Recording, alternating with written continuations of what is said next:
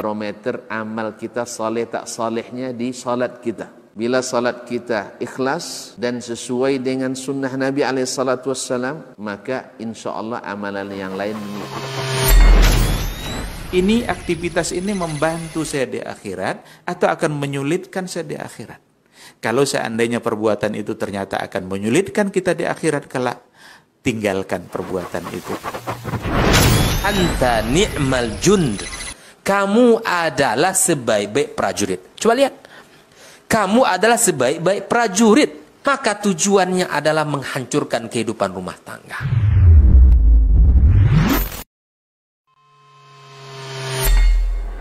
Di para sahabat itu, kaum muslimin, yang terbayang bagi mereka itu adalah infak. Yang terbayang bagi mereka adalah sebuah kebahagiaan, keselamatan di akhirat. Jual beli yang mabrur. Ini aktivitas ini membantu saya di akhirat atau akan menyulitkan saya di akhirat? Kalau seandainya perbuatan itu ternyata akan menyulitkan kita di akhirat kelak, tinggalkan perbuatan itu.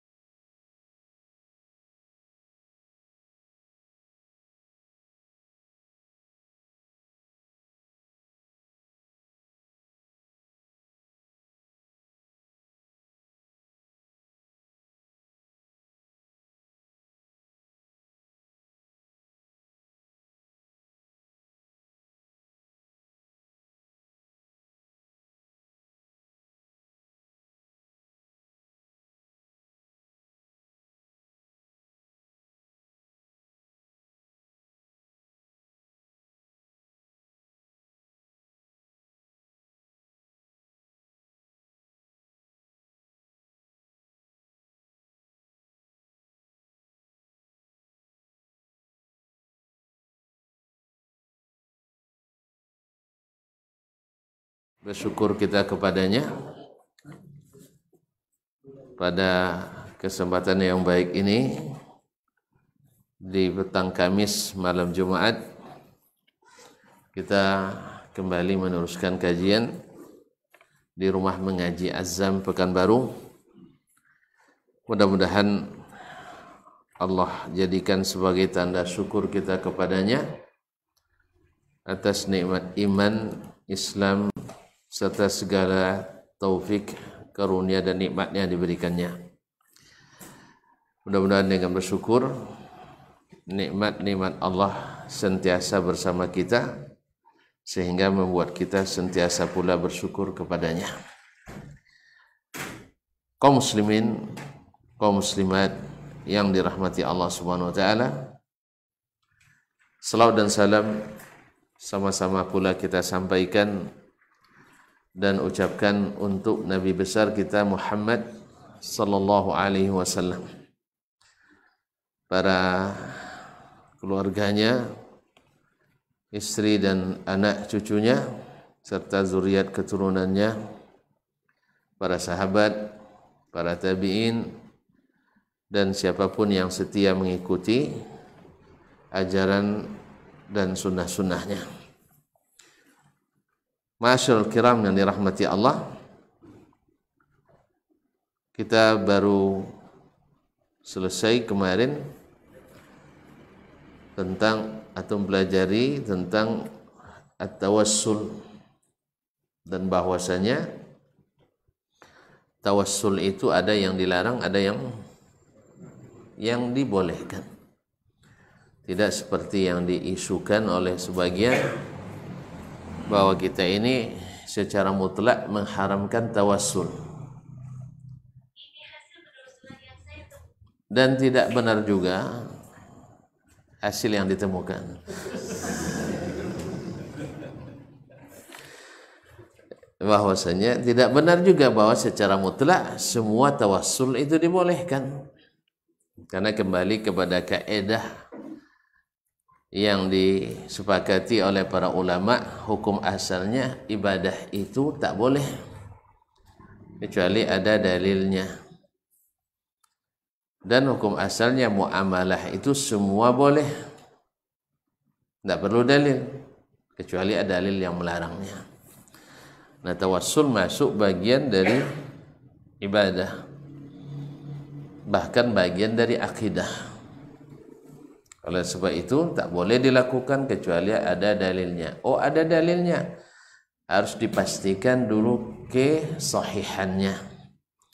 Sahih dalilnya, harus dipastikan kebenaran istidlalnya.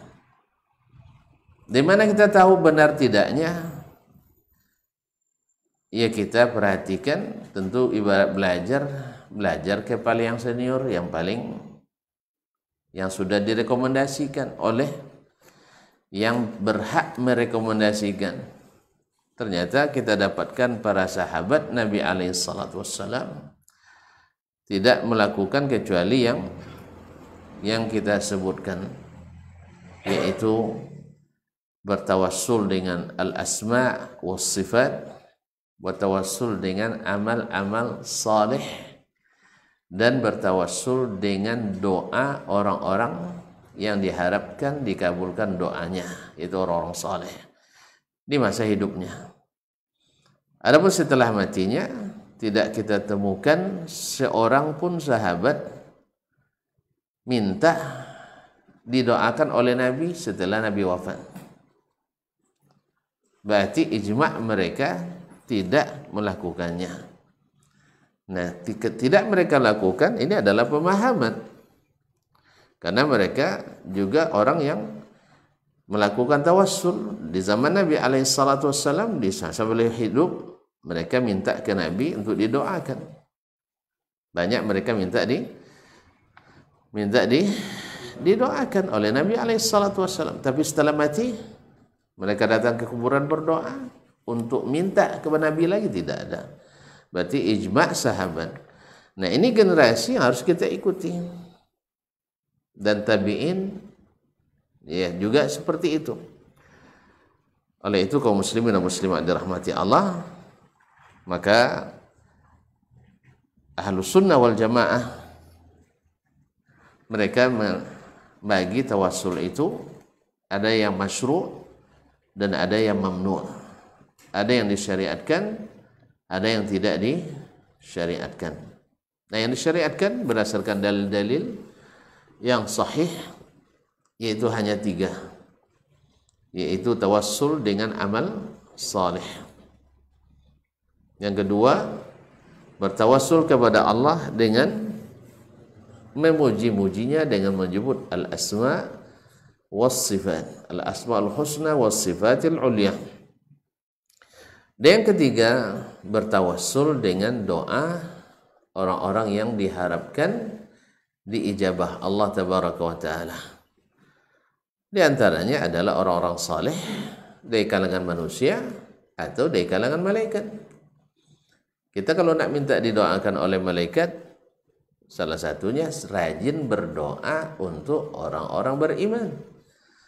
Ya kan? Doa untuk orang beriman diaminkan oleh malaikat.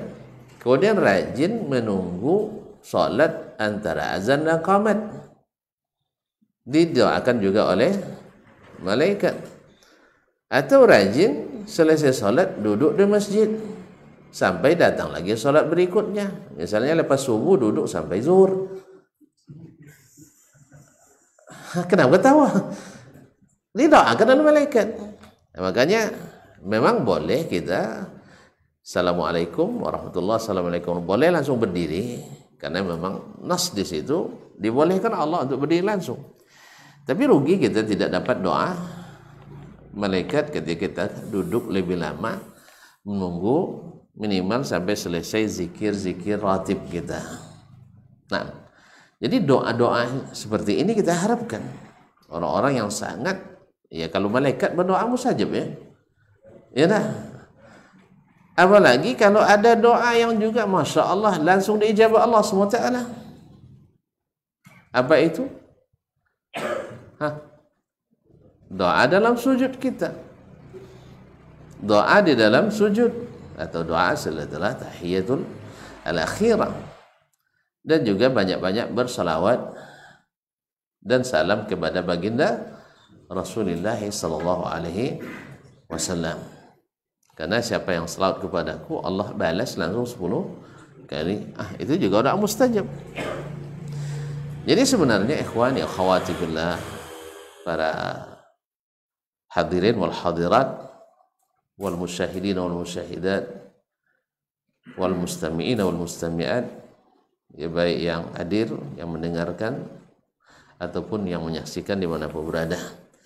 Kalau seperti kata Fudail ibn Iyad, Abidul Haramain rahimahullah, andainya antum setiap dapat ilmu dari sunnah Nabi sallallahu alaihi wasallam, antum amalkan, antum akan disibukkan oleh itu, tidak perlu cari yang lain daripada sunnah Nabi.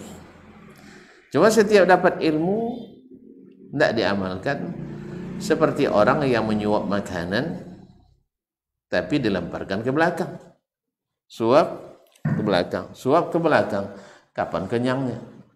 Makanya ketika orang tidak melaksanakan sunnah Nabi SAW, bahkan justru menganggapnya ringan, akhirnya dia terpaksa mikir cari yang lain.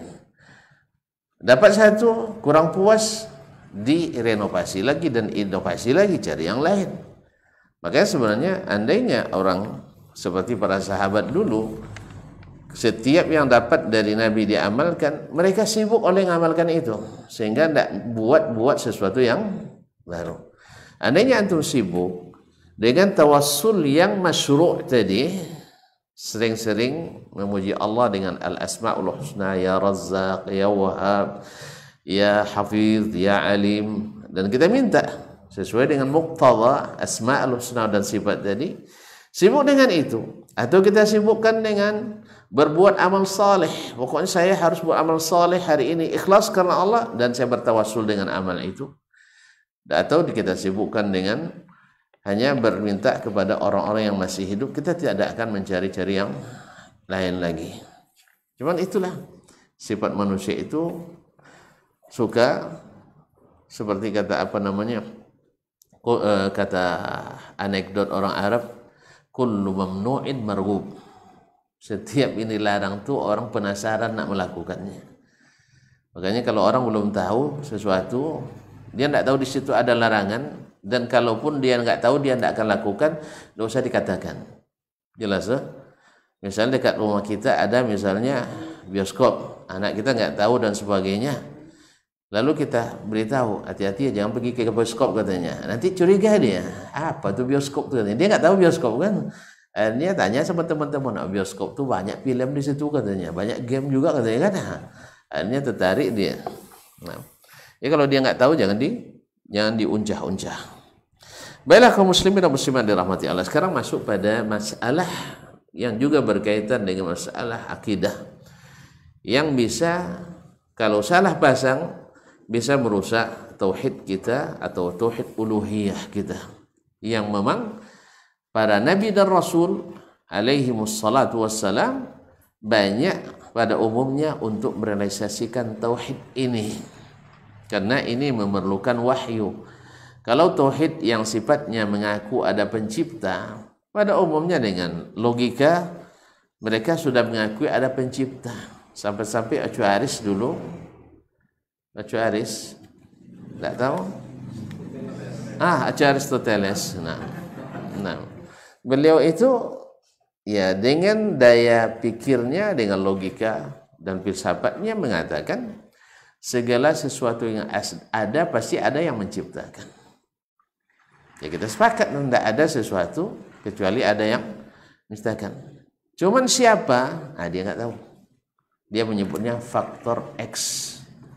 Sehingga segala sesuatu yang tidak dikenal, ada orang mati tak diketahui identitasnya, Mr. X atau Mrs. X. Jadilah lambang.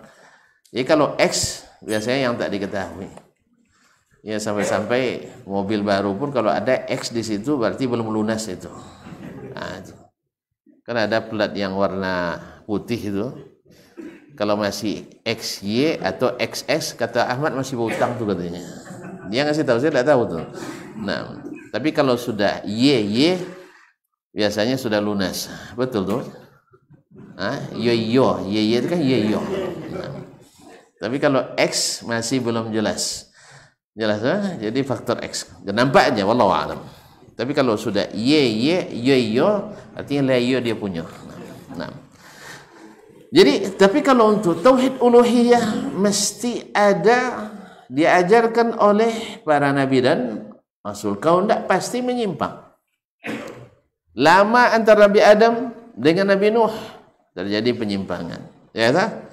Lama antara Nabi Ibrahim dan Ismail dengan Nabi Muhammad sallallahu alaihi wasallam di Makkah terjadi penyimpangan. Lama jarak kita dengan Rasulullah sallallahu alaihi wasallam dan kita tidak ngaji terjadi penyimpangan. Karena lama tidak ngaji banyak kena mah ketika ngaji. Ya, orang lama tidak makan tiba-tiba makan naik asam lambungnya. Makanya sebagaimana kita menjaga makan teratur, sebaiknya juga kita menjaga ngaji teratur biar nak kena mah. Kalau kena mah itu bahaya. Makan salah, tak makan salah. Nah. Qala rahimahullah, qala al-muallif hafizahullah, syaddur rihali ila quburil anbiya'i was salihin. Ini masalah yaitu syaddur rihal. Syaddu itu artinya mengikat. Syadda atau menarik dengan kuras.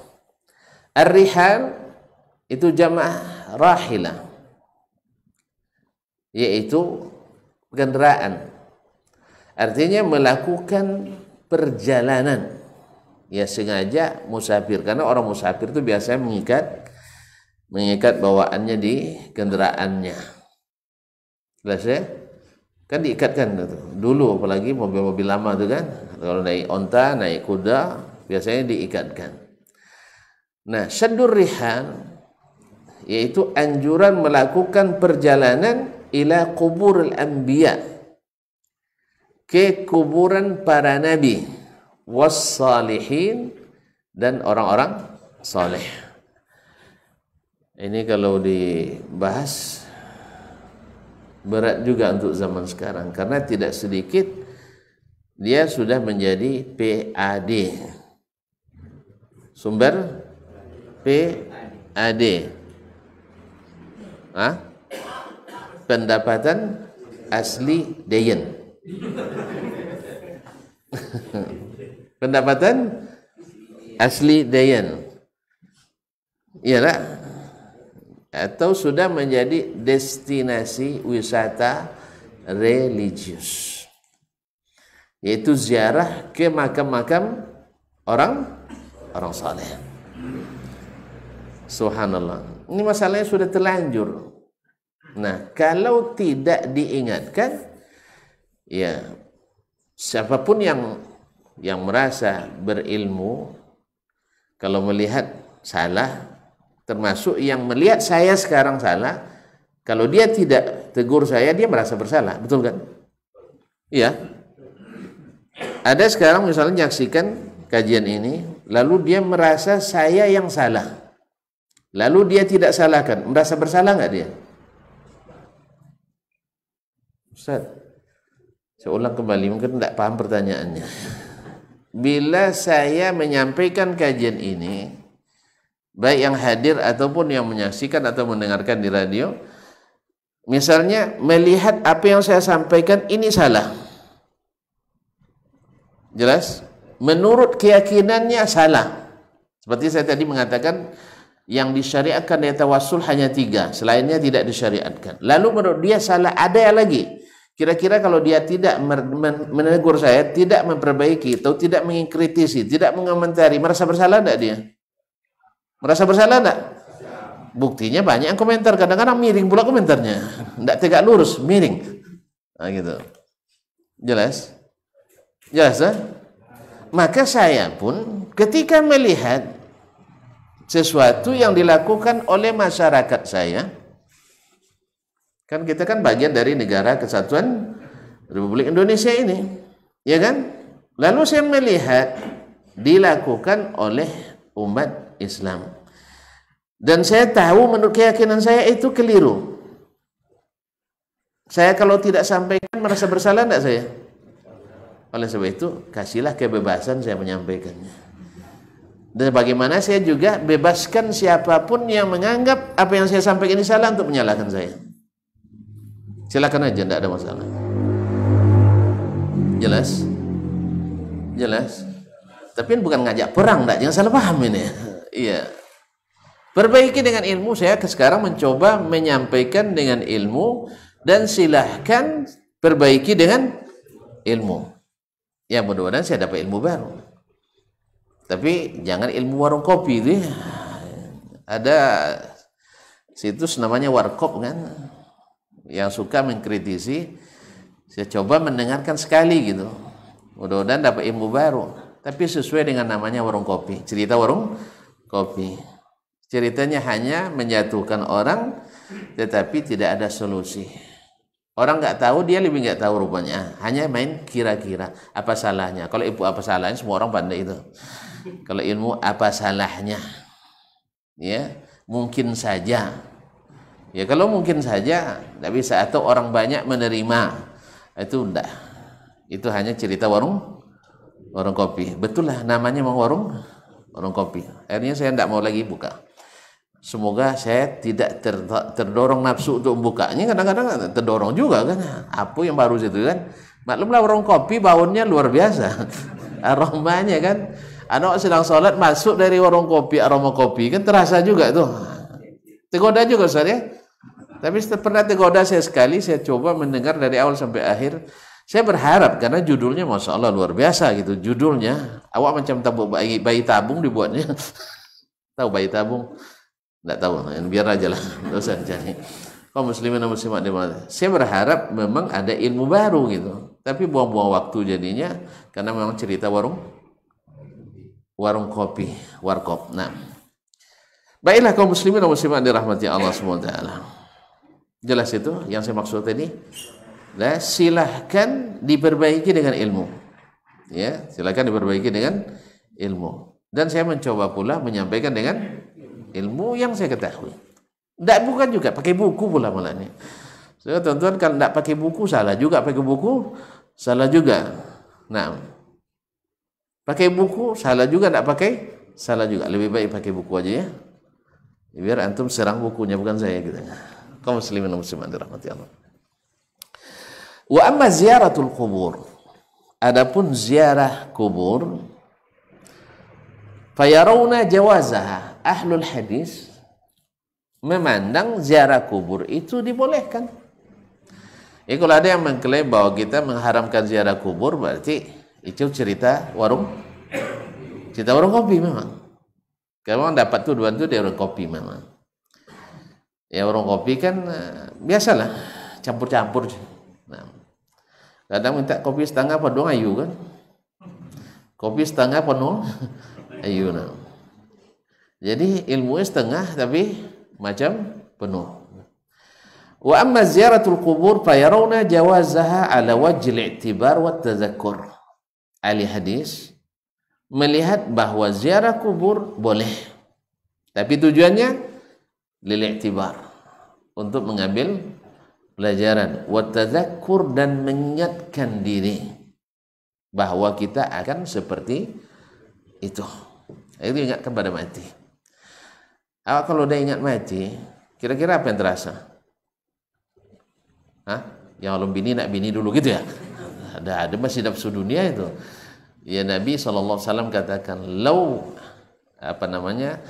alimtu ma a'lam, lau ta'lamuna ma a'lam, la bakaitum katsiran wa la dahiktum qalila. Andainya kalian tahu apa yang ketahui setelah mati itu, kalian pasti sedikit ketawa, banyak tersenyum, banyak menangis. Alhamdulillah, masih bisa diteruskan. Iya. Jadi banyak ketawa, sedikit ketawa, banyak menangis. Begitulah Nabi menggambarkan. Kafa bil mauti wa'idhan. Cukup kematian itu menjadi pemberi pelajaran bagi kita. Tapi kalau sudah ke kuburan masih juga bersolek lagi, berarti makanya iya masih juga, Masya Allah, hisapan rokoknya lebih nikmat pula di atas kubur kadang. Masya Allah. Nah, La ala wajh ta'zim wa ta'lih. Bukan untuk mentakzim kubur atau menjadikannya suatu yang dihormati dan digandrungi. Ya, dikultuskan. Bukan ditakzim dan bukan dikultuskan. Wa daliluhum ala dzalik. Ya, bicara tentang itu tentu perlu dalil karena hukum asalnya masalah ini ibadah. Apa dalilnya? Hadis Abi Hurairah radhiyallahu anhu qala. Hadis Abu Hurairah radhiyallahu ta'ala anhu, dia berkata, qala Rasulullah sallallahu alaihi wasallam, Rasulullah sallallahu alaihi wasallam bersabda, ista'zantu rabbi an astaghfira li ummi falam ya'zan li. Aku minta izin kepada Rabbku untuk minta ampun untuk ibuku. Aku minta izin istighfar untuk ibuku, memohon ampunan Allah untuk ibuku. Falam ya'zan li, Allah tidak izinkan. Ini menjadi masalah perdebatan. Dosa kita diam aja lah ya. Nah, diam aja lah. Nah. Kalau tidak diizinkan istighfar, berarti maknanya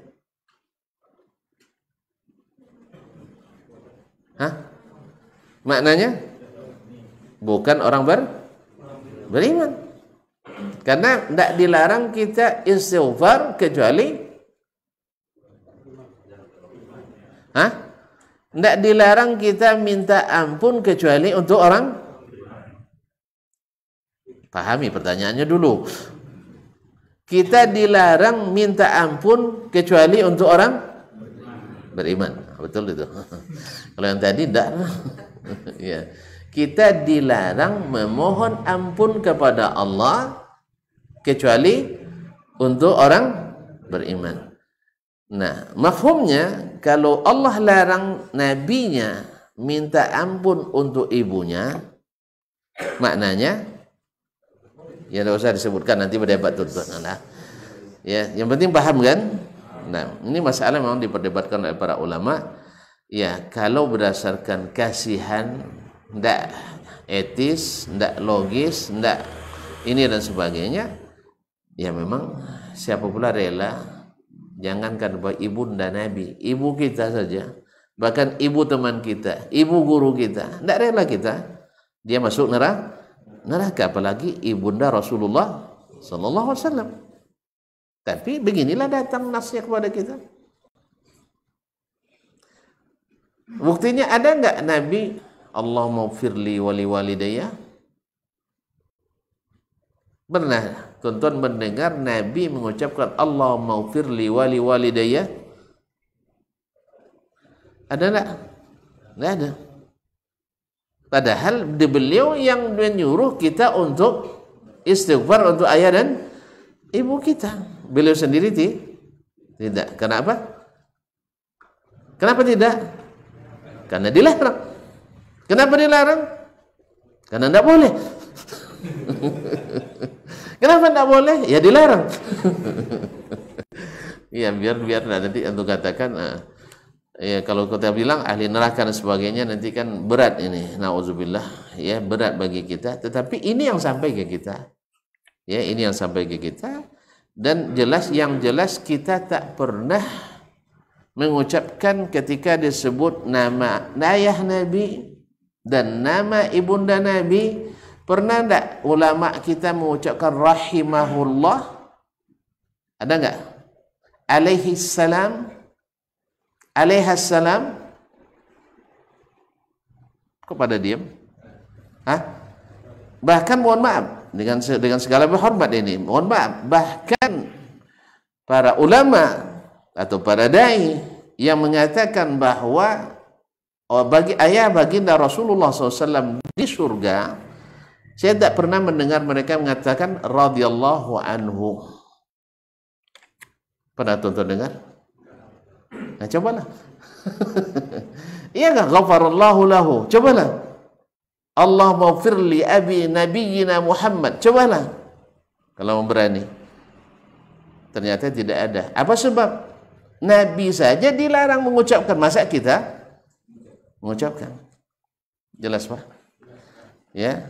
Jadi termasuk ulama-ulama memang Syekh Syangkiti misalnya dipahami dari ucapannya dalam Adwaul Bayan, beliau mendukung pendapat bahwa orang tua Nabi wafatnya di zaman fatrah. Zaman fatrah itu adalah zaman kekosongan syariat karena tidak ada rasul dan tidak ada nabi, sehingga mereka nanti akan diuji oleh Allah di akhirat. Karena Allah mengatakan wa ma kunna mu'azzibina hatta nab'atha rasula, dan nabi disebut oleh Allah yang kami telah mengutusmu ala fatratin minar rusul, di masa putusnya kerasulan. Ini makna-makna mutlak seperti umum seperti ini yang menjadi pijakan ulama yang membolehkan atau yang mengatakan orang tua Nabi kita alaihissalatu wassalam tidak di neraka. Tapi alhamdulillah saya belum melihat mereka mengucapkan alaihi assalam. Misalnya ketika menyebut nama ayah Nabi kita alaihissalatu Muhammad bin Abdullah atau bin Abdillah alaihissalam, pernah tuan-tuan dengar? Ya, sepanjang saya baca kitab-kitab sirah, ya sepanjang bacaan saya yang sedikit, ya kitab sirah saya yang baca hanya sedikit bro, tidak banyak. Nah, tentu mungkin banyak kan? Di Indonesia kan banyak buku, kalau di luar negeri sedikit. Ya kan, di Arab sedikit bukunya, di Indonesia banyak. Nah, itu yang saya dengar gitu, tapi tidak nampak.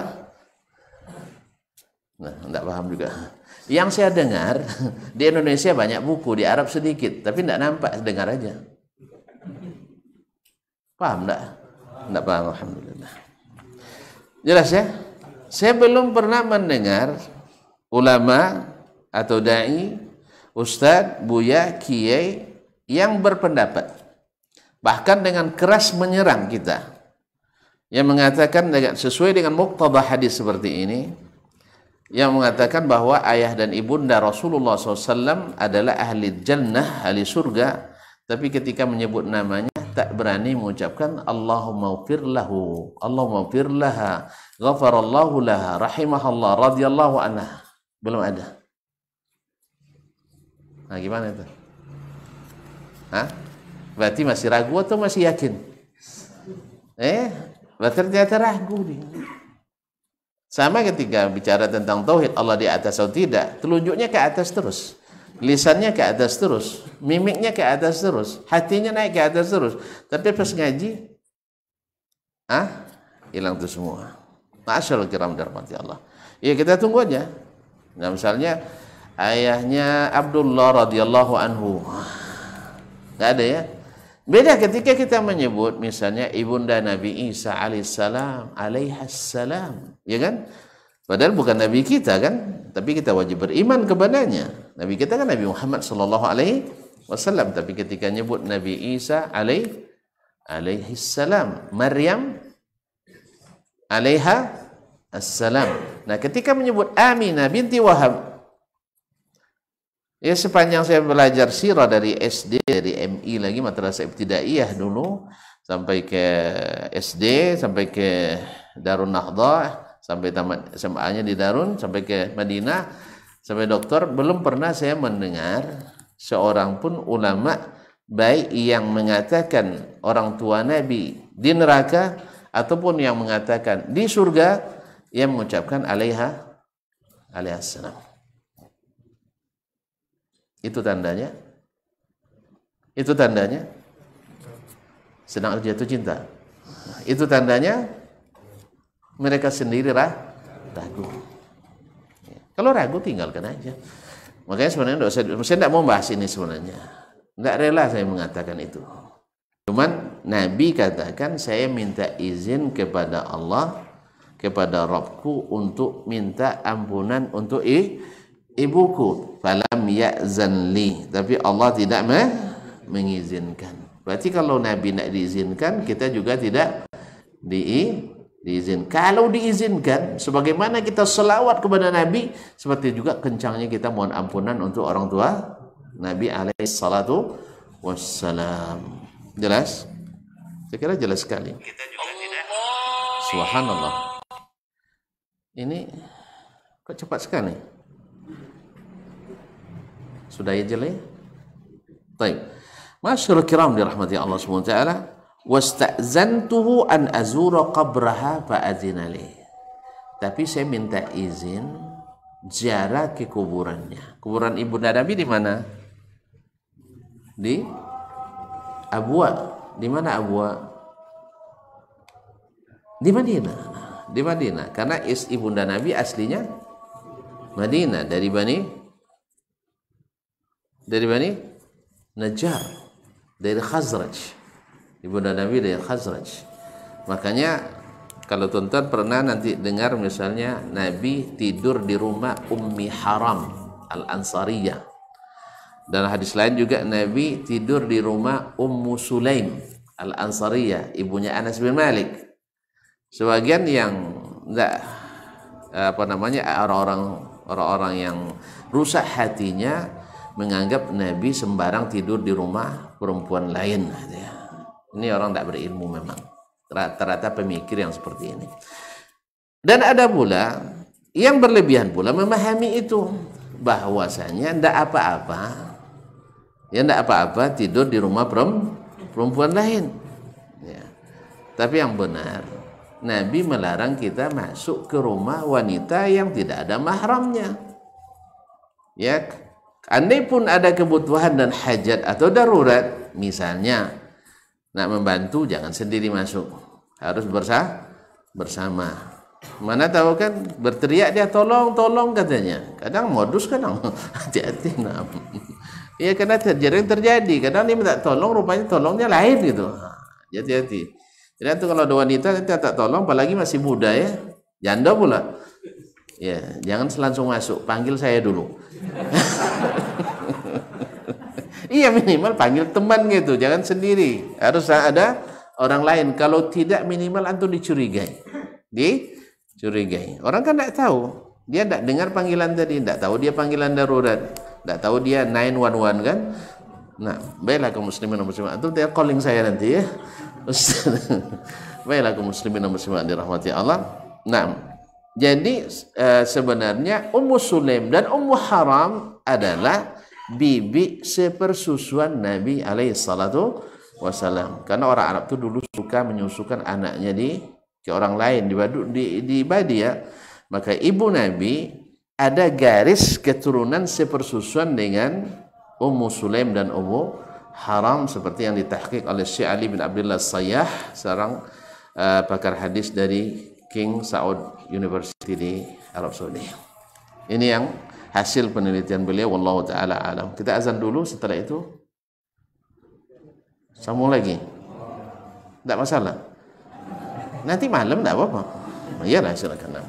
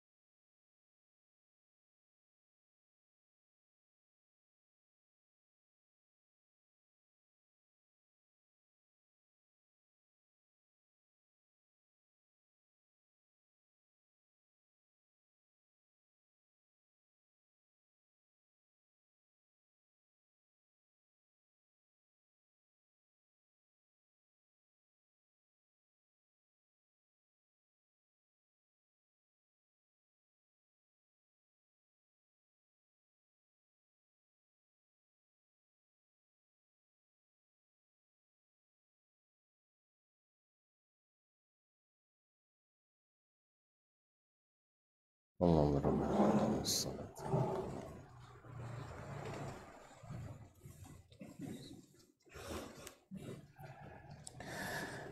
muslimin, ma'asyiral muslimat, al-hadirin wal hadirat, wal mustami'in wal mustami'at, wal musyahidin wal musyahidat. Bapak dan Ibu kaum muslimin dan muslimat yang hadir ataupun menyaksikan dimanapun berada, rahimanillah wa iyyakum. Kemudian beliau mengatakan wasta'zantuhu an azura qabraha fa'adina li.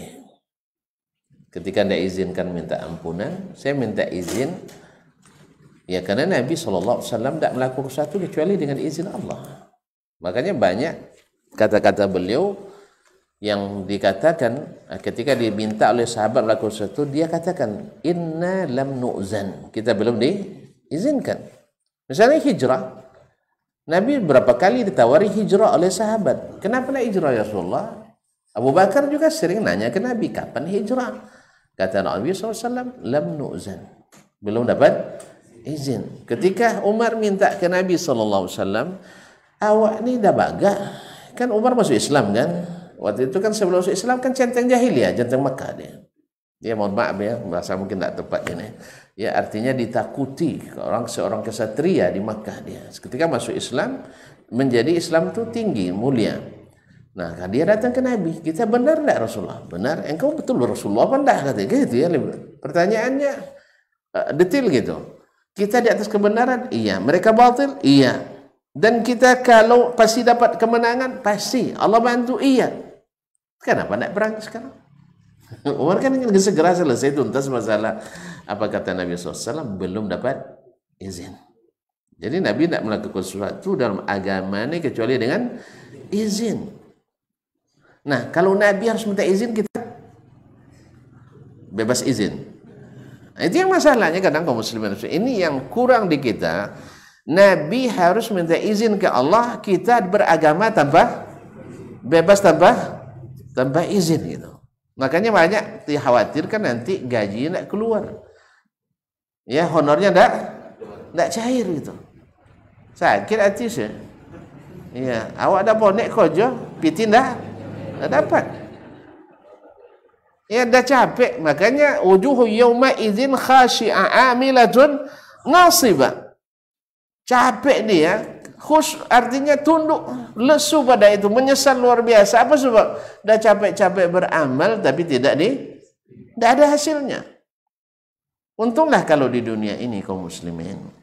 Maka Nabi ingatkan, kalau kalian buat ditolak, kata Nabi.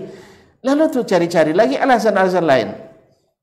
Ya memang ini tidak sunnah Nabi lah, tapi kan sudah kebiasaan masyarakat. Nah, itu kebiasaan masyarakat. Memang kebiasaan masyarakat itu diizinkan Allah dan Rasul atau tidak? Astagfirullahaladzim, panjang sekali jadinya syarah ini. Nah, ya karena setiap poinnya harus ini kan juga ditekankan. Kemudian kata Nabi SAW, fa'azina li, Allah izinkan. Maka Nabi ziarah ke kuburan ibunya tanpa berdoa untuknya. Apalagi berdoa kepadanya. Jelas? Tanpa berdoa untuknya. Artinya tidak mungkin mendoakan karena tidak ada izin. Ziarah ada. Ya, izin ziarah ada. Izin berdoa kepadanya apalagi tidak ada, syirik jadinya. Nah, jelas? Mendoakannya tidak boleh, apalagi berdoa kepadanya.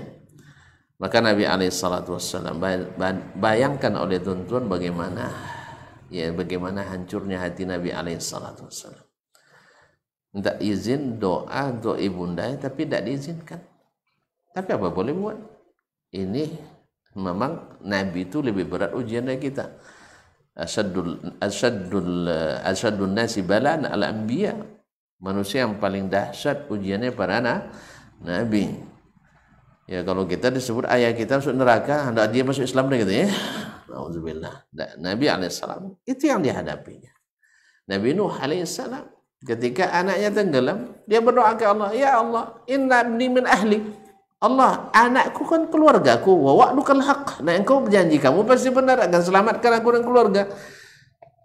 Allah jawab, innahu laysa min ahlik, innahu amalun ghairu salih, fala tas'alni ma laysa laka bihi ilm. Jangan minta-minta lagi Nuh. Kamu kan tidak tahu. Gitu ya, kamu tidak tahu. Akhirnya Nuh pun berdoa kepada Allah Subhanahu wa ta'ala, an as'alaka ma laysa li bihi ilmun.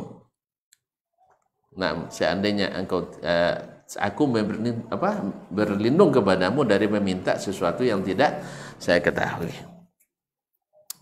Ma'asyiral kiram dirahmati Allah. Lalu Nabi katakan fazurul qubur, maka ziarahlah ke kuburan. Fa innaha tuzakkirul maut, karena dia mengingatkan kepada kematian. Berarti boleh ziarah? Boleh. Untuk apa? Tuzakkirul maut, mengingatkan kematian. Wa hadis Abi Hurairah radhiyallahu taala, dan hadis yang tadi diriwayatkan oleh Imam Ahmad, Muslim, An-Nasai, Ibnu Majah dari jalan Abi Hazim dari Abi Hurairah radhiyallahu anhu, dan sahih. Wa hadis Abi Hurairah, yang kedua hadis Abu Hurairah radhiyallahu anhu, anin Nabi sallallahu alaihi wasallam, dari Nabi sallallahu alaihi wasallam, la taj'alu buyutakum qubura. Jangan jadikan rumah-rumah kalian kuburan. Seperti kuburan. Wala taj'alu qabri 'idan wa sallu 'alayya fa inna salatakum tablughuni haitsu kuntum. Jangan jadikan rumah-rumah kalian kuburan. Ya, langsung kuburan. Apa maksudnya? Dijelaskan ya dengan lafaz hadis lain, yaitu iqra'ul qur'ana fi buyutikum. Baca Quran di rumah kalian. Wala taj'aluha qubura. Jangan jadikan rumah kalian seperti kuburan. Mafhum mukhalafahnya, Quran dibaca di mana? Di kuburan. Di rumah. Artinya hidupkan baca Quran di rumah. Kau enggak baca Quran kecuali di kuburan. Itu makanya jin-jin kuburan itu pada berlarian. Pas lewat rumah kita, masuk dia ke rumah. Rumah ada dangdut. Dan jin suka dangdutan memang. Jadi ketika orang pada ngaji di kuburan, ramai ngaji kuburan kan, terganggulah jin tuh. Akhirnya dia lari. Pas lari, dan lewat rumah kita. Rumah pun sedang dangdut. Akhirnya ini tempat yang bagus nih katanya. Makanya kaum muslimin dan muslimat, baca Quran itu banyaknya di rumah, bukan di kuburan. Wala taj'alu buyutakum quburan. Jangan jadikan rumah kalian sebagai kuburan. Wala taj'alu qabri 'idan. Dan jangan jadikan kuburanku sebagai idan. Sebagai id. Apa id? Idul Fitri, Idul Adha, untuk tempat hari raya atau berraya. Karena dari kalimat ada ya'udu, audan wa idan, artinya ma ya'taduhu nas, sesuatu yang selalu berulang-ulang dilakukan orang. Jadi tempat-tempat id yang biasanya adalah diiringi dengan ibadah. Maka Nabi melarang itu. Nah, kalau kuburan Nabi saja dilarang, tentu kuburan yang lain lebih dilarang. Wa sallu alayya, dan ucapkanlah salawat kepadaku. Di mana?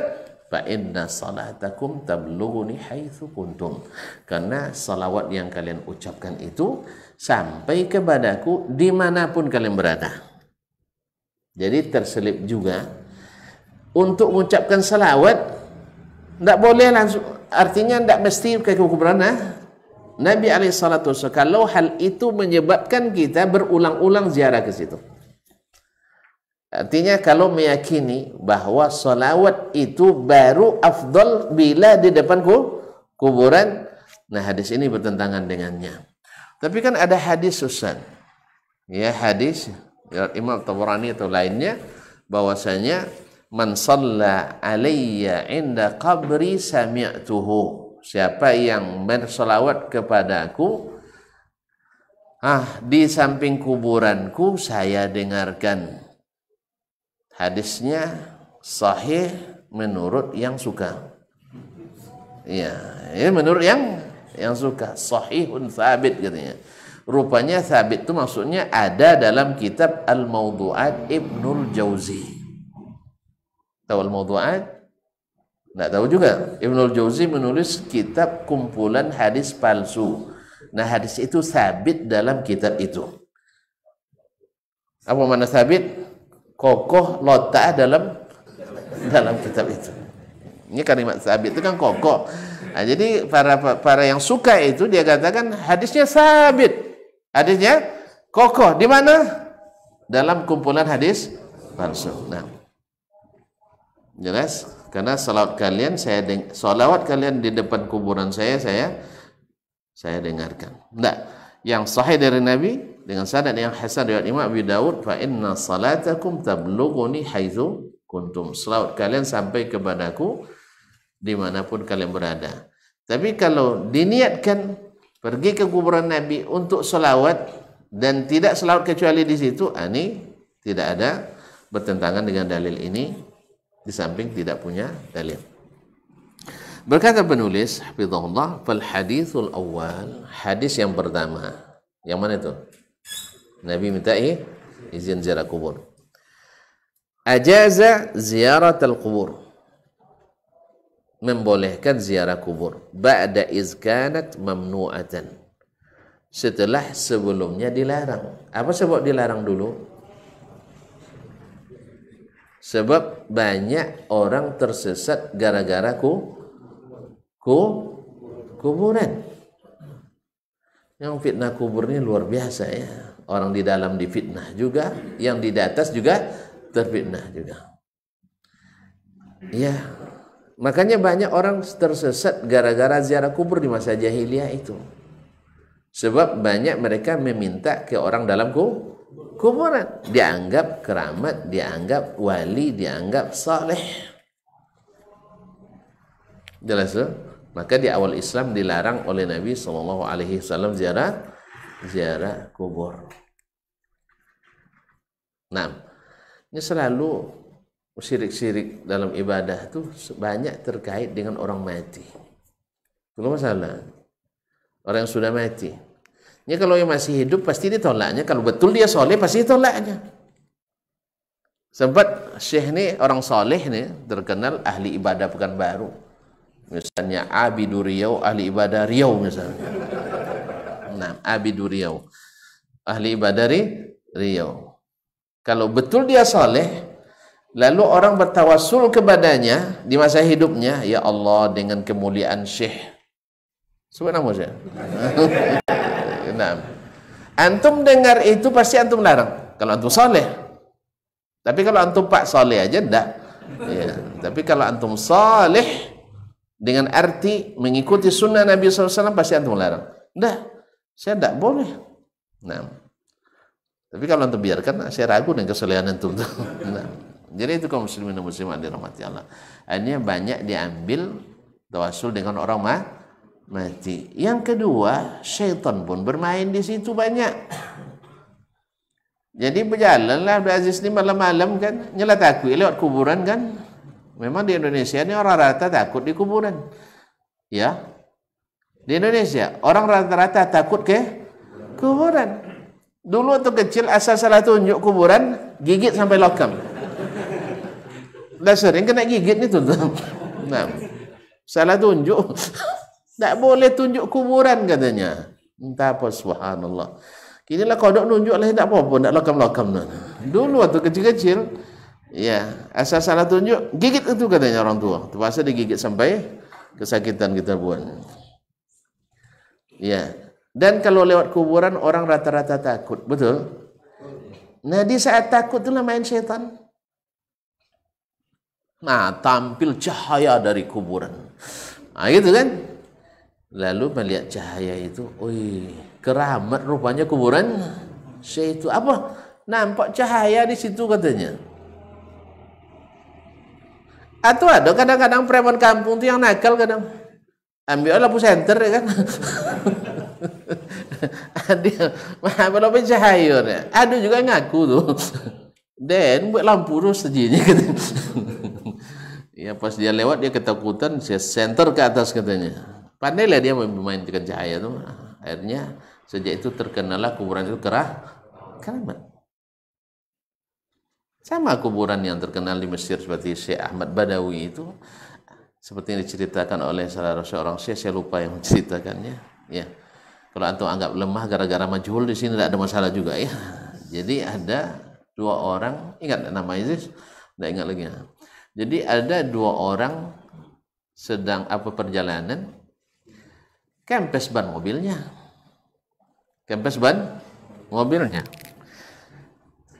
Pas kempes mobilnya, sambil memperbaiki tadi, dia, wah ini peluang bisnis nih katanya. Dia orang biasa, orang tidak mengerti agama. Dia anggap ini sebagai peluang bisnis. Memang dicobanya, carinya kaleng-kaleng bekas, lalu ditaruhnya di situ, ditulisnya kuburan wali. Kelama juga mencari mencari memperbaiki mobil itu kan. Alhamdulillah banyak duit masuk situ. duit masuk di situ. Akhirnya duit itu bisa untuk biaya ban yang kempes tadi. Akhirnya besok mereka pikir ini bagus dibangun ini. Ya karena potensi. Akhirnya terkenalah kuburan itu sebagai kuburan keramat karena sudah dibangun dengan batu porselin, batu yang mahal-mahal itu. Akhirnya menjadi destinasi wisata religius. Nah, setan akan main nanti. Orang-orang yang tidak tahu, tidak berilmu, dimainkan. Ya, pergi dia ke kuburan misalnya, tidak ada dikasih sedekah. Nanti pas makan mules dia. Nanti ditafsirkan barangkali karena tidak kasih sedekah. Pas dia ke situ, kasih sedekah, hilang mulesnya. Padahal sebelumnya sudah minum enterostop sebenarnya. Ya Allah musta'an. Jadi siapa yang pastikan cahaya itu cahaya keramat siapa? Rata-rata juga tidak dengan ilmu. Makanya ada ketika ada yang mengatakan ke saya, ceritakan ada si fulan dia nuntut belajar ya sampai ke tingkat hakikat gitu. Jadi bisa sholat tanpa jejak kakinya ke lantai. Saya bilang, saya ingin hadir ketika dia sholat. Ya, saya ingin hadir dia ketika dia sholat. Kalau masih bisa, saya nak belajar. Saya nak belajar. Iya apa sebenarnya? Karena pasti ada rahasia di situ. Kalau alasannya antum harus masuk dulu jalan kami, baru kami buka, berarti ini sudah melimpang. Sudah melimpang. Harus picikan mata dulu, benar. Ya picing mata setengah jam dulu katanya. Nah, kalau sudah pengen main picing mata nipu tuh tuan-tuan. Kan main nipu tuh main cinduk tuh ketek tuh. Ya picing mata, hilang semua mana cari. Ya kan? Itu ilmu kenek dulu udah tahu gitu kayak gitu picing mata. Coba jangan pakai picing mata. Allah musta'an. Alhamdulillah sampai di sini belum pernah saya diberi kesempatan untuk melihatnya. Ada pula yang sholat di atas pohon kan, ngapain di atas pohon sholat? Mungkin payah-payah aja. Nah, ada pula yang coba sholat di atas airnya terbenam. Haula wala quwwata illa billah. Ala kulli hal. Dan ini makanya fitnah kuburan itu luar biasa kaum muslimin. Disinilah pentingnya kita berilmu. Di sini pentingnya berilmu. Maka Nabi katakan, wala taj'alu qabri 'idan. Jangan jadikan kuburan kan sebagai tempat ibadah. Wa sallu alayya fa inna salatakum tabluni haitsu kuntum. Karena salawat kalian sampai kepadaku dimanapun kalian berada. Maka hadis pertama membolehkan kita ziarah kubur. Iz kanat mamnu'an, setelah sebelumnya dilarang. Saddan li zara'i'is syirki wal i'tiqadi fil quburi wa ashabiha. Untuk menutup jalan kesyirikan dan jalan keyakinan yang diyakini terhadap kuburan dan orang-orang yang di kuburan itu. Jadi kenapa dilarang oleh Islam? Supaya tidak ada keyakinan sesat, keyakinan yang menyimpang dari keyakinan Islam. Mimma kana alaihi ahlul jahiliyah, yang dulu sudah biasa di masa jahiliyah. Falamma istahkamat tauhidu fi qulubihim, di saat tauhid sudah menguasai hati mereka. artinya sudah dominan tauhid di dalamnya. Wa tamakkana minhal iman, dan iman sudah kokoh dalam hati manusia. Ajazah syari', kembali diizinkan oleh pembuat syariat. Siapa? Allah dan Rasulnya sallallahu alaihi wasallam, ala wajhi tazkiri, dengan tujuan untuk mengingatkan, wal idhati, untuk memberi nasihat dan pelajaran, wal ibrah, dan mengambil ibrah. Ini dulu apa nih, Masya Allah ya, orang Bagak tuh di Pasau, mana tahu kan orang Bagak di pasar kan, sehingga orang ketakutan terus kalau dia lewat, dan selalu pungli, pungutan liar. Ada cerita dulu, tapi tentu suka cerita juga. Enggak usah lah ya, enggak usah lah nanti. Nah, enggak usah lah. Ma'asyiral kiram dirahmati Allah semua. Akhirnya ujung-ujungnya ke kuburan juga. Jadi ibrah bagi kita. Ini orang, na'udzubillah, mati dalam kehinaan. Ya orang Bagak tapi dikeroyok orang pasar itu. Misalnya, la qadarallah. Atau Masya Allah, orang yang mati dalam menuntut ilmu misalnya, atau jihad fisabilillah, juga jadi ibrah bagi kita. Masya Allah, alangkah beruntungnya orang ini ya, husnul khatimah, mati di hari Jumat sedang sholat, mudah-mudahan tanda husnul khatimah. Atau ada orang yang Masya Allah ya, orang yang senantiasa berbakti kepada ayah dan ibunya, sampai-sampai kan dalam riwayat itu dia tidak makan dan istri serta anaknya kecuali setelah orang tuanya. Nah, mati dalam keadaan demikian, Masya Allah, akhirnya terdorong pula kita untuk memperbaiki akhlak kita pada orang tua. Jelas ya? Atau misalnya abang ini betul-betul barokah hidupnya, uangnya memang banyak, sehingga banyak pula istrinya, dan adil di antaranya, dapat ibrah pula antum. Mudah-mudahan lepas ziarah itu langsung dapat duit banyak, dan misalnya dan ibrah. Atau mati dalam keadaan miskin, alhamdulillah ya, ternyata kaya miskin sama juga tempatnya. Maka itu barangkali hikmah juga kaum muslimin, kenapa kuburan tak boleh dibina, supaya ibrahnya lebih nampak. Raja pun kuburannya sama dengan rakyat biasa, tapi setelah dibina, besok saya kalau mati ada nggak dibangun seperti ini kan? Apalagi kalau di kota besar, karena kuburan dibangun nggak pakai pajak, nggak bayar pajak, digali orang. Nah, orang nggak bayar ilmu, risau dia kuburannya digali, ya kan? Sama dengan kita kalau nggak punya rumah disuruh pindah dikontrakan. Padahal tidak ada masalah, nak dikubur tak dikubur, nak dipindah tak dipindah kubur, nak bayar pajak tak bayar pajak, orang mati tak ada masalah, no. Yang hidup bikin masalah. Makanya antum nanti setelah mati jangan bikin setelah mati jangan bikin masalah. Ya, orang nak dikubur gara-gara dibangun kuburan, antum tidak dapat kuburan di situ. Akhirnya terpaksa penggalangan dana lagi bikin lahan kuburan baru. Biarin aja lah kuburan seperti biasa, nak digali tidak. Yang menentukan bukan itu. Bakti antum pada orang tua bukan dengan bangun kuburan, tetapi dengan berdoa, bersedekah, dan seterusnya untuk orang tua kita. Ma'asyiral kiram dirahmatillah. Ini semuanya ibrah. Nah, ajazah syari' ala wajhi kama huwa zahirun min qawlihi sallallahu alaihi wasallam, seperti yang tidak payah dipahami, zahir, langsung nampak, langsung paham kita kan dari perkataan Nabi sallallahu alaihi wasallam, fa innaha tuzakkirul maut, karena dia mengingatkan pada kematian. Oleh sebab itu kita dengan datang ke kuburan, ya, semangat untuk bersiap mati itu lebih naik dibanding kalau jarang datang ke kuburan. Sama kita kunjungi orang yang sakit, kita dalam keadaan sehat, tahu kita harga sehat itu kaum muslimin muslimat.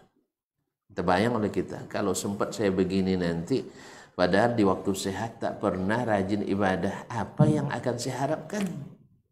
Tapi kalau seandainya beruntung bapak ini dulu di waktu sehat, ya tidak pernah terlambat sholat, tidak pernah meninggalkan sholat jemaah, di waktu punya uang tidak pernah lalai bersedekah.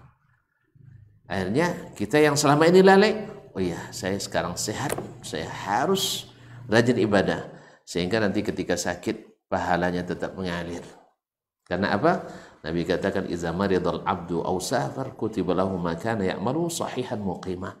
Bila seorang hamba itu sakit atau musafir, pahala yang biasa dia lakukan di waktu sehat dan di waktu bermukim tetap mengalir kepadanya.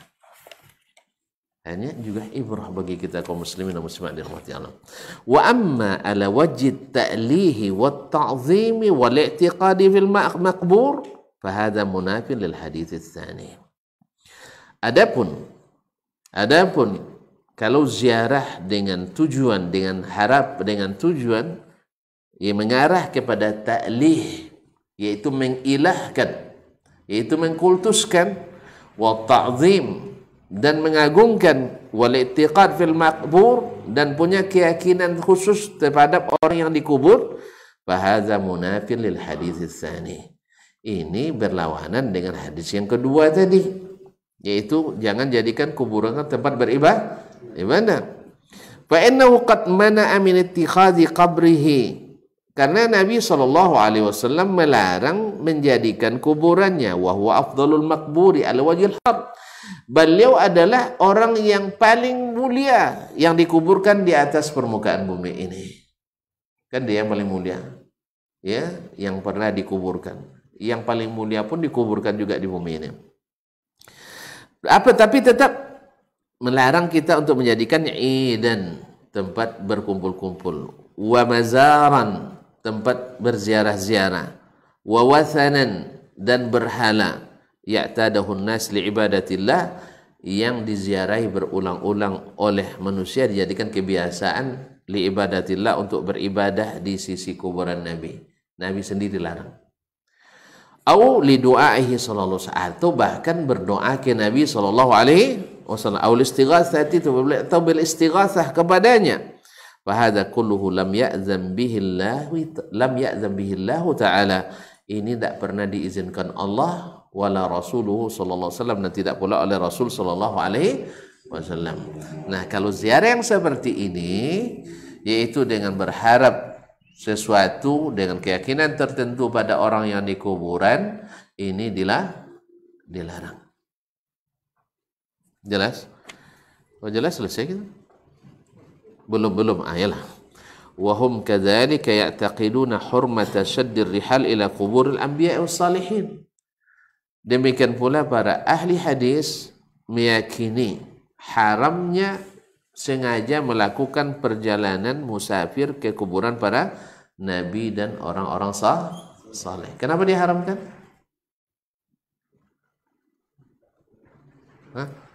Karena tidak setuju gitu ya. Karena tidak setuju, tidak suka. Bukan. Lianna syaddar rihali ma'nahu ta'zim wa tafdil. Karena kalau sudah sengaja musafir ke sana dengan menjadikannya sebagai destinasi wisata religius, maknanya ta'zim, mengagungkan, wa tafdil, dan mengutamakan. Wa huwa ma mana'a minhu an-nabiy sallallahu alaihi wasallam, dan ini yang dilarang oleh Nabi sallallahu alaihi wasallam. Karena kalau sudah sering ngumpul di kuburan Nabi, artinya mentakzim kuburan Nabi. Kuburan Nabinya tidak boleh dita'zim. Wa mana'a minhu as-sahabatu radhwanullahi alaihi ta'ala ilaihim, dan sahabat pun melarang itu dilakukan di zaman mereka. Faqad sahha 'anin Nabi sallallahu alaihi wasallam annahu qala, sahih dari Nabi sallallahu alaihi wasallam dia bersabda, la tushaddur rihal illa ila thalathati masajid. Tidak dibolehkan melakukan perjalanan, artinya mengikat kendaraan kecuali menuju 3 masjid. Tentu saja kalau ke masjid maknanya seperti dikatakan oleh Ibnu Manzur dalam Lisanul Arab, kalau masjid itu adalah bahasa yang digunakan untuk tujuan ibadah. Nah, kalau tujuan ziarah tadi untuk beribadah, berdoa, Baik berdoa kepada Allah di sisi kuburan itu, atau berdoa kepada orang yang di kuburan itu, atau mengagungkan kuburan itu, mengeramatkan kuburan itu, berarti sudah bertentangan dengan hadis Nabi alaihissalatu wassalam. Tidak dianjurkan melakukan perjalanan dalam rangka ibadah karena masalahnya masjid. Illa ila thalathati masajid, kecuali ketiga masjid. Masjidi hadza, masjidku ini. Wa masjidil haram, masjidil haram, wa masjidil aqsa, dan masjid al-aqsa. Hadis ini fi muntahas sihah. Hadis ini di atas puncak kesahihan, riwayat Imam Al-Bukhari dan Muslim. Demikian pula Abu Dawud, An-Nasai dan lainnya dari jalan Az-Zuhri, dari Sa'id bin Musayyib, dari Abu Hurairah, dari Nabi sallallahu alaihi wasallam. Wal masjidu iza utliqa urida bi makanul ibadah. Masjid bila disebutkan secara mutlak, tentu yang dimaksud adalah tempat beribadah. Wa shaddur rahli liziarati innama yakunu ibadah indal qabr. Dan melakukan perjalanan jauh untuk ziarah ke kuburan, maksudnya adalah untuk beribadah di sisi kuburan itu. Kalau nanti apa pergi? Untuk selfie? Antum pergi ziarah kubur dari sini misalnya ke Surabaya, Sunan Ampel. Untuk apa? Untuk apa? Makan di situ. Pasti ada keyakinan tertentu, ta'zim. Bahwa yadkhul indahu min hadzal jihati fi umumi lafzil masjid. Dengan itu maka ini masuk dalam umum lafaz masjid. Wa min jihatin ukhra, dari sisi lain, fa inna lafzal masjidi idza utliqa qad yuradu bihil bait wal ma'lumu anna al qubura ya buyutul mauta. Dari sisi lain, lafaz masjid bisa saja dipakai yang dimaksud adalah bait, rumah. Wal ma'lum anna al qubura hiya buyutul mauta, dan sama-sama dimaklumi bahwa kuburan itu adalah rumah-rumahnya para orang yang sudah mati. Wa yu'ayyidu aidan ma dzakarallahu ta'ala fi suratil kahfi, dan ini dikuatkan dengan apa yang Allah sebutkan dalam surah Al-Kahfi, qala allazina ghalabu ala amrihim lanattakhizanna alaihim masjidah. Orang-orang yang berkuasa pada waktu itu berkata, kami pasti akan jadikan tempat-tempat Ashabul Kahfi itu sebagai masjidan, sebagai tempat ibadah. Memang penguasa begitulah. Karena yang terbayang olehnya adalah destinasi wisata yang bisa menjadi sumber PAD, sumber penghasilan dayan. Nah, oleh itu kaum muslimin dan muslimat dirahmati Allah SWT, wa hadza fattakhazu makanan lil ibadah inda quburihim wa samahu masjidan.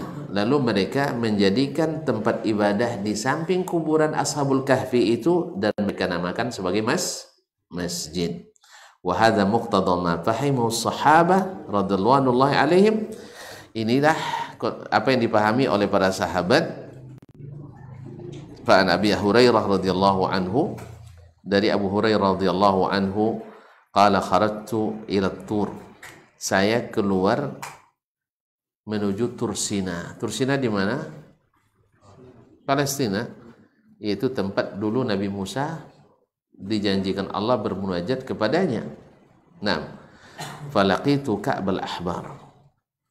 Lalu saya bertemu dengan Ka'ab al-Ahbar. Fazakara hadithan tawilan.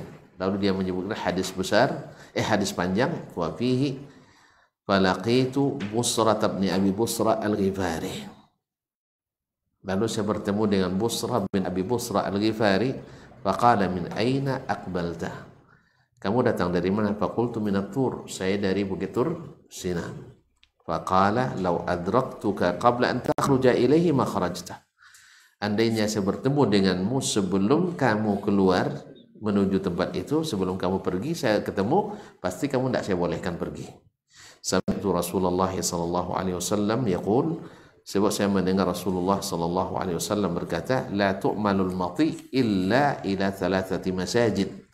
tidak boleh melakukan perjalanan musafir kecuali ketiga masjid. Ilal masjidil haram, masjidil haram, wa ila masjidi hadza, masjidku ini, wa ila masjidi Ilya, dan masjid Ilya ai Baitul Maqdis. Baitul Maqdis karena Baitul Maqdis dulu disebut dengan Ilya. Yaitu hadis riwayat Imam Malik dan Al-Muwatta dan Nasa'i dan sanadnya sahih. Ma'asyiral kiram dirahmati Allah. Ini yang dipahami oleh sahabat dari hadis tadi. Oleh sebab itu, maka ini menjadi hujjah tentang dilarangnya melakukan perjalanan ke tempat-tempat yang dijadikan tempat ibadah, khususnya kuburan-kuburan orang saleh. Nah, ya tempat dia jadikan tempat ibadah oleh orang. Padahal tidak disyariatkan ibadah di situ. Kenapa dijadikan tempat ibadah? Karena dulu tempat munajat Nabi Musa. Yang bukan kuburan saja dilarang, apalagi kuburan. Jadi dilarang ke tempat-tempat ibadah, tempat-tempat yang dijadikan ibadah yang tidak disyariatkan. Jelas ya? Sama nanti ke Gua Hira misalnya. Ke Gua Hira. Kalau tujuannya untuk berdoa ke situ, ya tujuannya untuk dapat wahyu di situ, apalagi dapat wangsit, nah maka itu tidak dibolehkan. Tapi kalau antum nak olahraga ke atas, ya tidak dilarang. Mana tahu nak olahraga panjat gunung gitu, naik gunung gitu. Nah, tapi kalau tujuannya ada sesuatu keyakinan afdaliyahnya di situ, berarti antum sudah mengada-ngada dalam agama. Karena Nabi tak pernah menyuruh sahabatnya naik ke Gua Hira untuk suatu tujuan agama. Nah, jelas? Tapi kalau untuk nak cari batu situ untuk berumah, iya nak tahu karena nak cari batu, tapi jangan dengan keyakinan barokah pula batu, bukan. Nah, ya mana tahu nanti dalam penemuan ilmu antum nanti tentang ilmu kebatuan. Ilmu kebatuan kan bahwa batu di sana kokoh bisa tahan 7 turunan misalnya rumah.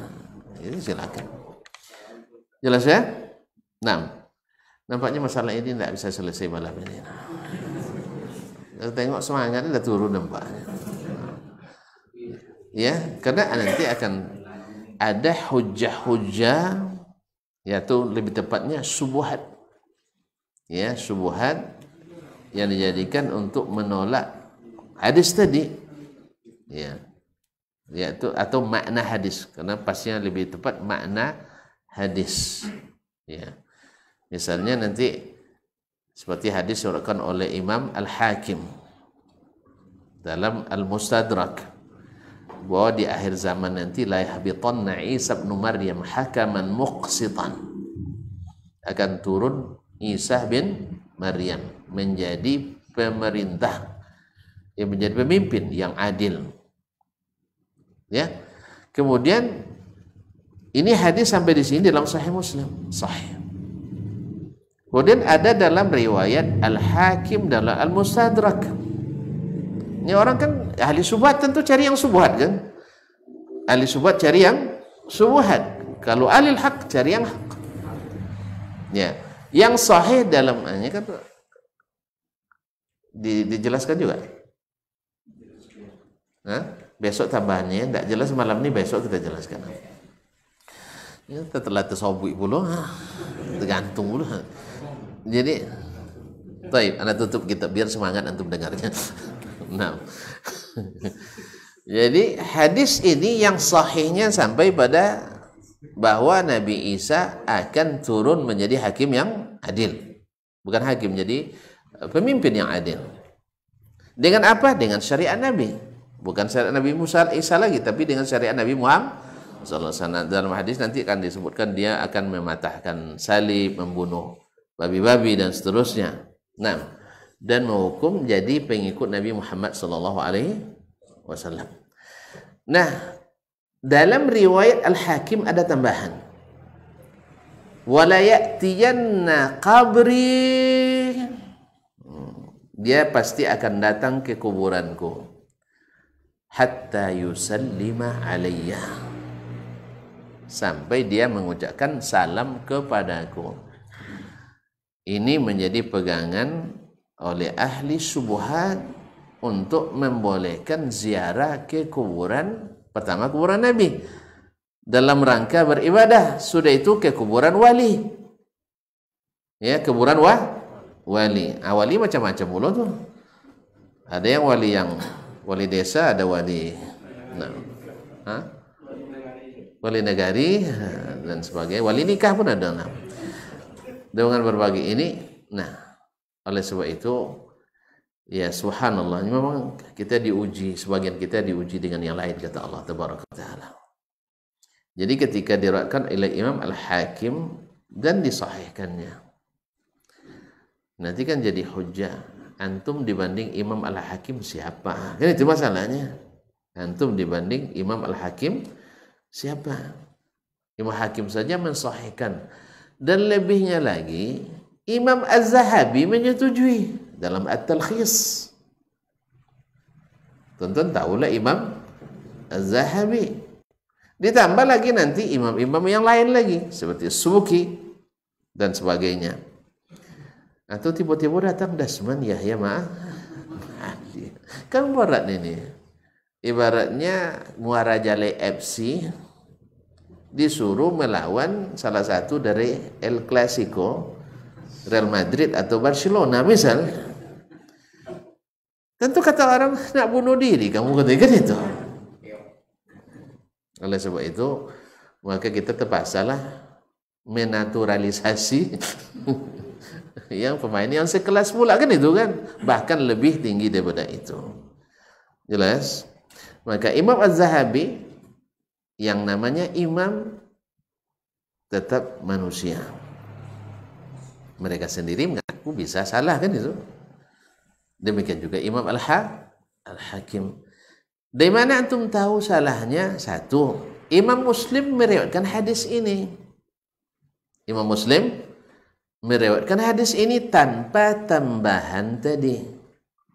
Tanpa tambahan tadi bahwa Isa akan turun, dan ini yang masyhur dalam kitab hadis, bahwasanya Isa akan turun jadi hakim atau menjadi pemerintah yang adil. Sedangkan tambahan dia akan datang ke kuburan Nabi untuk mengucapkan salam, itu hanya dalam Mustadrak. Dan Imam Al-Hakim rahimahullah, seperti yang disampaikan oleh banyak ulama, diantaranya Al-Iraqi, Ibnu Hajar, As-Sakhawi, Ibnu Salah, dan lain-lainnya, ya biar seimbang sih, biar seimbang. Nanti masa Dasman lawan Az-Zahabi dan Al-Hakim, ya bunuh diri. Makanya kita suruh yang ini yang maju gitu. Al-Hakim rahimahullah dikenal dengan tasahulnya. Tasahul itu artinya bermudah-mudah mensahihkan riwayat. Hanya melihat zahirnya sanad saja. Itu yang pertama. Maka kita katakan kita lebih cenderung kepada riwayat Imam Muslim, karena Imam Muslim lebih selektif dari Imam Al-Hakim. Karena siapapun yang belajar ilmu hadis dan membaca Al-Mustadrak akan paham bahwa berapa banyak hadis yang dhaifun jiddan tapi tetap disahihkan oleh Imam Al-Hakim. Jelas? Dhaif jiddan kadang disahihkan juga oleh Imam Al-Hakim. Maka kita membaca Al-Mustadrak tidak seperti kita membaca Sahih Bukhari dan Sahih Muslim. Kalau Sahih Bukhari dan Sahih Muslim kita mutmainin, kita merasa nyaman karena mereka selektif luar biasa. Nah, tapi kalau Al-Hakim tidak. Dia tidak jauh beda dengan Imam Ibnu Hibban. Kalau terdapat hadis sahih dalam Sahih Ibnu Hibban, ini tidak bisa kita langsung nyaman saja, tidak. Harus diteliti ulang. Ya kalau itu tidak bisa, minta kepada ulama yang meneliti ulangnya. Bukan kita. Kalau kita bunuh diri lagi nanti Ustaz. Siapa Dasman kan itu? Nah, yang kedua, bahwasanya Imam Az-Zahabi ketika menyetujui, wallahu alam, karena kitab At-Talkhis ditulis oleh Imam Az-Zahabi di saat beliau juga masih berprofesi sebagai penuntut ilmu. Umurnya sekitar 18 tahun masih. Jadi belum di saat beliau sudah menjadi ulama besar, masih penuntut ilmu. Tapi penuntut ilmu masa itu tuh mungkin lebih besar ilmunya dari ulama besar kita hari ini. Itu aja. Ya. Lebih besar daripada dokter hari ini. Nah, jadi kemungkinan beliau mungkin waktu itu gimana? Wallahu alam, terlalai atau gimana, dia sahihkan. Atau bisa saja lihat zahir isnad. Padahal dalam sanadnya itu terdapat setidaknya 3 illah, 3 celah yang membuat hadis itu jangankan sahih, dhaif saja susah dihukum dengan dhaif saja. Jauh di bawah itu. Yang pertama, Atha yang meriwayatkan dalam sanad Al-Hakim itu berbeda riwayatnya dengan riwayat yang lain-lain yang terdapat dalam Sahih Muslim. Padahal dia majhulun, tidak dikenali. Nah, nanti kalau ada yang pakai ilmu rasa-rasa nanti tidak kenalnya kan antum tidak kenal katanya. Ulama lain tahu. Kan tertarik juga kita. Siapa yang tahu? Rupanya tidak ada juga yang tahu. Gitu. Rupanya ada yang tahu. Jadi karena yang lain tahu katanya. Tunjukkan siapa yang tahu tuh. Ternyata buang-buang waktu kita mendengarkannya. Bisa saja yang lain. Oh, bisa saja. Ilmu bisa saja tidak masuk di sini. Ya, dalam ilmu hadis tidak bisa ilmu bisa saja atau kira-kira menurut saya enggak. Ya, kalau memang ada yang tahu, kasih tahu bahwa dia disikohkan oleh si fulan misalnya. Baik. Yang kedua, kaum muslimin dan muslimat dirahmati Allah Subhanahu wa taala, riwayat ini di dalam sanadnya juga terdapat apa tadi? Mukhalafah. Di samping dia majhul, juga mukhalafah, mukhalif lis-siqat. Berbeda dengan riwayat yang siqat. Nah, dalam hal seperti ini riwayatnya mungkar. Makanya ziyadahnya itu mungkar. Kemudian dihukum mungkar oleh Imam Abu Zur'ah radhiyallahu taala rahimahullah, ditanya oleh Ibnu Abi Hatim. Ya, Abu Zur'ah Ar-Razi, salah seorang pakar ilalul hadis, dia katakan ketika ditanya oleh ada keponakannya dan juga muridnya Abdurrahman ibn Abi Hatim Ar-Razi seperti dalam Al-Ilal, dia katakan bahwasanya ini ghairu mahfuz, tidak dihafalkan dalam riwayat yang sahih. Lalu dia mengisyaratkan riwayat yang dikeluarkan oleh Imam Muslim tadi. Wallahu ta'ala alam. Dengan demikian maka tambahan ini insyaallah akan lebih kita tegaskan lagi nanti pada pertemuan yang akan datang, karena tuan-tuan sudah mulai loyo sekalian. Ini macam puasa masih. Ya, padahal tidak ada wisol kan. Oleh sebab itu kita tutup aja sampai di sini dulu. Artinya akan ada perdebatan, itu intinya. Akan ada perdebatan. Karena yang suka akan bertahan dengan itu. Cuman kita ambil yang sahih dan sarihnya, tinggalkan yang tidak sahih dan yang syubhatnya. Ini kan jelas Nabi bilang tidak dianjurkan. Lalu antum bilang ambil riwayat-riwayat yang tadi sudah saya sebutkan 2 tadi. Yang pertama maudhu' tadi kan, dalam Maudhu'at Ibnul Jauzi, bahwa kalian salawat di depan kuburan kan aku dengarkan. Dan Nabi alaihissalam, ini hadisnya palsu, dihukum palsu oleh imam yang memang punya kitab khusus tentang hadis-hadis palsu.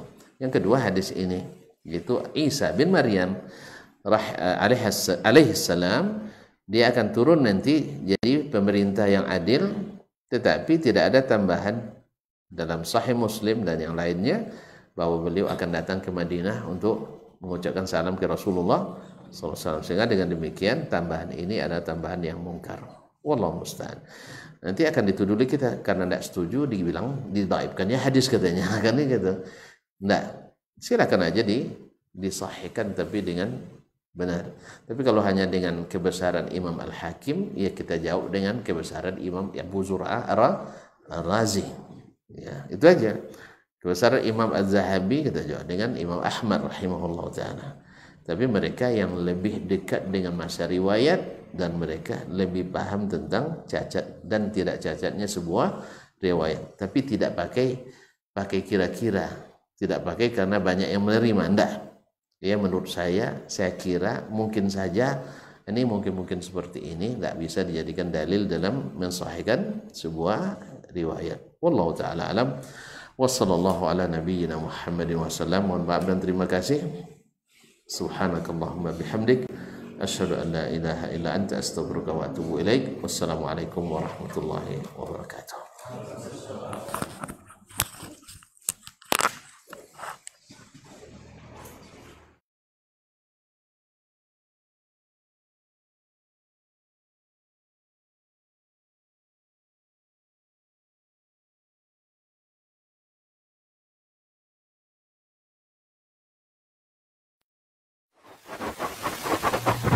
Barometer amal kita saleh tak salehnya di salat kita. Bila salat kita ikhlas dan sesuai dengan sunnah Nabi SAW, maka insya Allah amalan yang lain mengikuti. Ini aktivitas ini membantu saya di akhirat atau akan menyulitkan saya di akhirat? Kalau seandainya perbuatan itu ternyata akan menyulitkan kita di akhirat kelak, tinggalkan perbuatan itu. Anta ni'mal jund. Kamu adalah sebaik-baik prajurit. Coba lihat. Kamu adalah sebaik-baik prajurit. Maka tujuannya adalah menghancurkan kehidupan rumah tangga.